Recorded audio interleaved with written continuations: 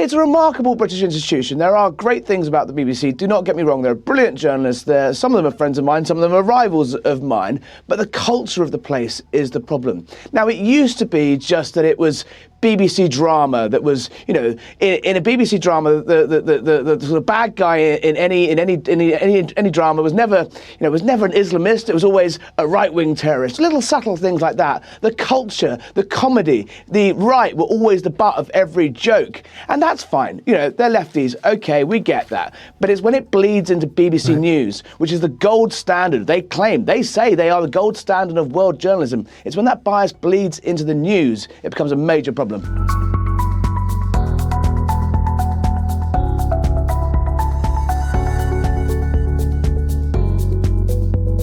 People are fed up. They've had enough. They've had enough of institutions. They've had enough of the courts, the judges, Parliament, politicians, and they see the BBC as almost an extension of the British state. And part of that backlash towards it is they're fed up with being told what to think. They're fed up with being told, what correct opinions are. And the BBC almost embodies that sort of group mindset of liberal smugness that is rammed down people's throats day in, day out.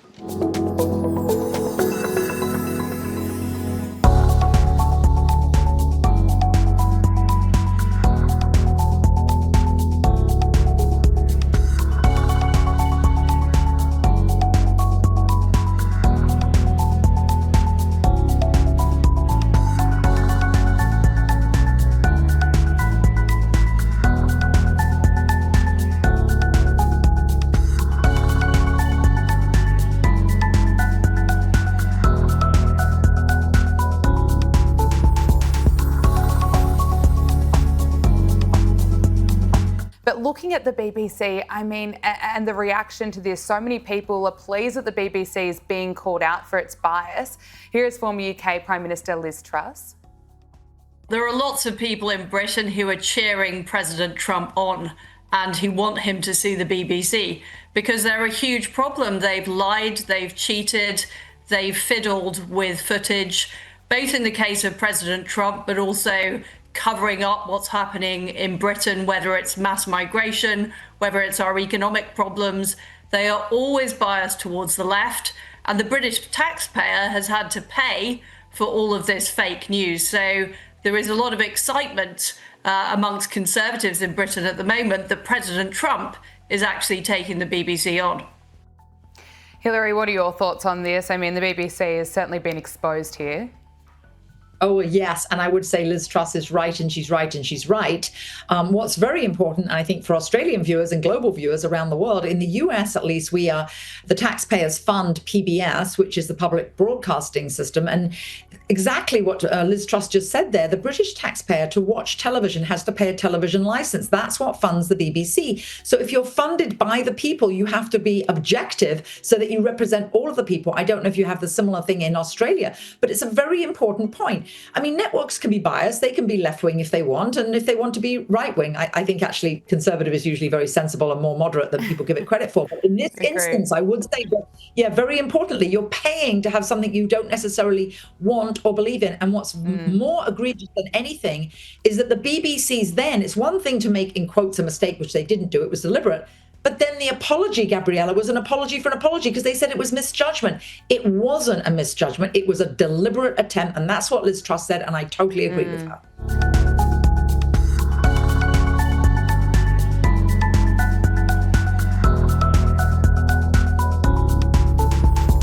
He says that one of the reasons he wants to sue, and he's talking about up to $5 billion in damages, is he hardly needs the money, but he says he wants to stop this sort of thing being repeated. And I don't know, maybe it will work, because have a listen to this little clip from CNN recently.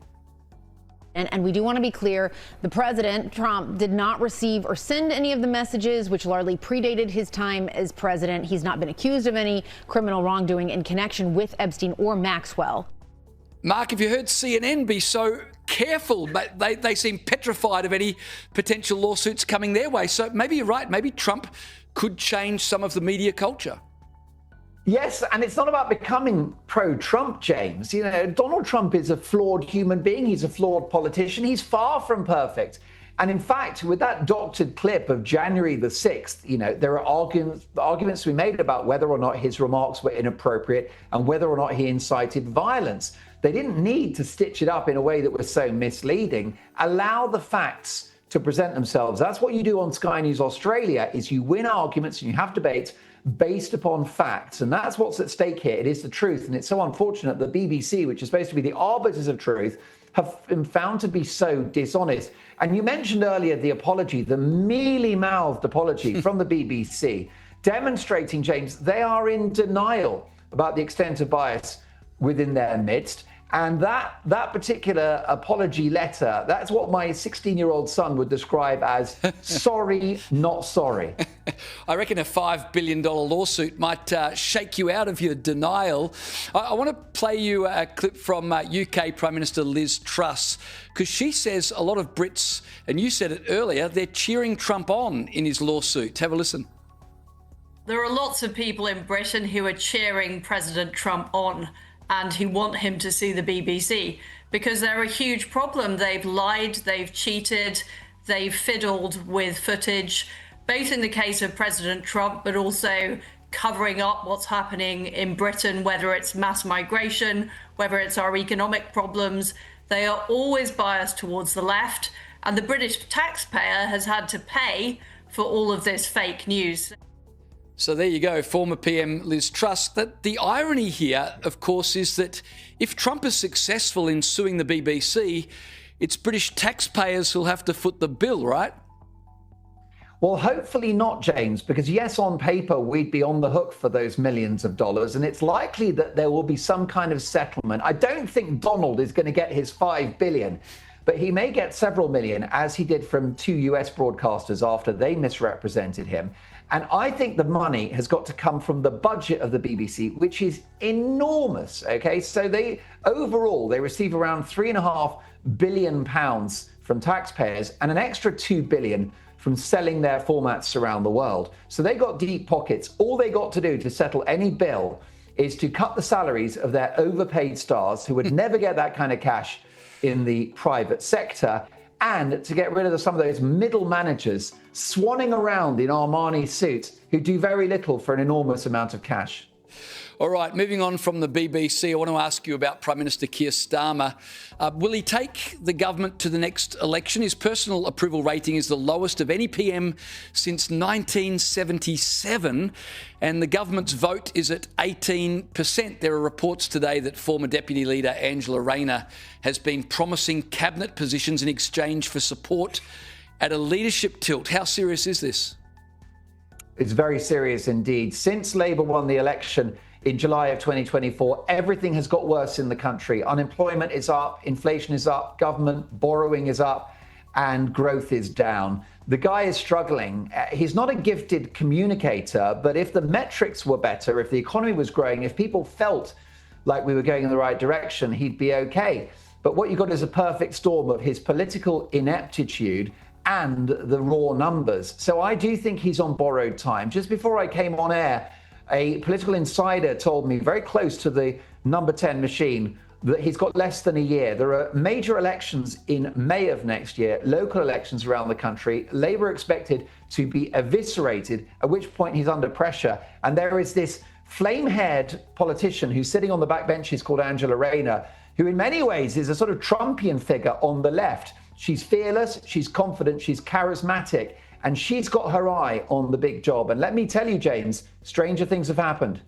Well, just quickly, we're about to go to a break, but if she was to be successful, I mean, would voters find her more palatable than Sir Keir Starmer? Well, she's a more gifted communicator. She's more charismatic. She's great at making headlines. She's got a great backstory, having had humble origins, rather than being a dusty lawyer like Keir Starmer. But the problem you've got, this is deck chairs on the Titanic, James. Right. If she replaces Starmer, we're going to probably shift more to the left on immigration and the economy, which means things will get worse rather than better. So whatever happens, Starmer's probably got a year max, and Labour will be out at the next election. No question about that whatsoever.